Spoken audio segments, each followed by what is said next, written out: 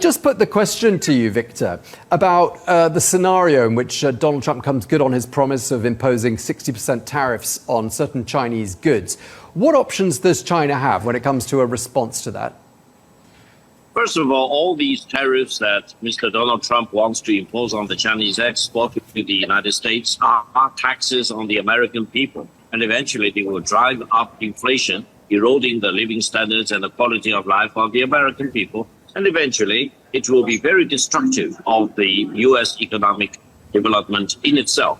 I think I highly admire Donald Trump for taking positions that he will stick to peace rather than war in any part of the world. And if he really cares about peace, China-US peace should be the most important. That means whatever problems we need to solve them in peace, in diplomacy, in negotiations. So I'm actually very confident about the 4 years to come in terms of China and the United States dealing with each other as equal and getting onto the same page to solve the very complicated issues between our two countries. Let's keep our faith and let's hope for the best while prepared to deal with the worst.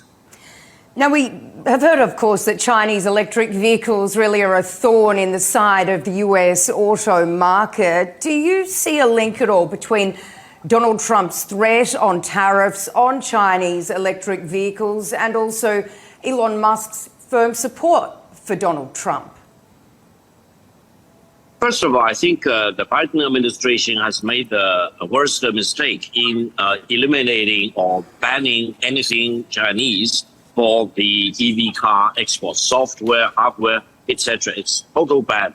Now, I remember Donald Trump mentioned that maybe there is a better way. That is to encourage the Chinese EV makers to set up plants in the United States together with the American companies to speed up the acceleration of the EV revolution in the United States, creating more high-quality jobs in the United States. I think that is the real choice. The real competition in EV cars, not between China and the United States. It is between the fuel car, which is the technology of the past, and EV car, which is the technology of today and tomorrow. So if the United States really want to achieve that major leap of faith in terms of making sure the automobile industry in the United States is sustainable, they need to choose to cooperate with China, because China has built up absolutely a leading advantage in EV car revolution.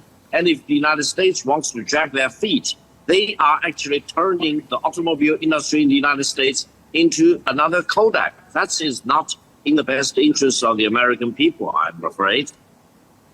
Mr. Gao, this is my last question to you. And I just want to ask you whether there is a perception in China that's widely held amongst not just the politicians, but the public as well, that the United States is determined to hold China back. Does that perception live on, do you think? I think that perception, as you mentioned, is deeply entrenched because Biden has been saying that, Harris has been saying that, and Trump has been saying that, etc. I think from the Chinese perspective, we just need to refuse to be agitated. We need to maintain our own sanity and deal with the United States as it is, rather than losing our own composure. Because we're firmly convinced that better relations between China and the United States is not only possible, but is inevitable. Both China and the United States need to deal with each other with respect and absolutely avoid any deterioration of the relations leading in the direction of confrontation or even war. And any problems between us, huge number of them, very serious problems, need to be dealt with in peace and full respect and diplomacy. That gives me the confidence that between China and the United States, we have the inevitability of peace. We need to embrace peace rather than agitating for war. And trade tariffs are not working. It's not going to serve the fundamental interests of the American people. And that is why I think China and the United States need to engage with each other as quickly as possible. And Donald Trump, in his capacity as the new president of the United States, need to be welcomed warmly in Beijing. The sooner, the better, rather than what Biden has done, refusing to visit China in his administration, which is such a disaster in itself. It's been a pleasure having you on the show, Victor Gao, Vice President for the Centre for China and Globalisation. Thank you very much.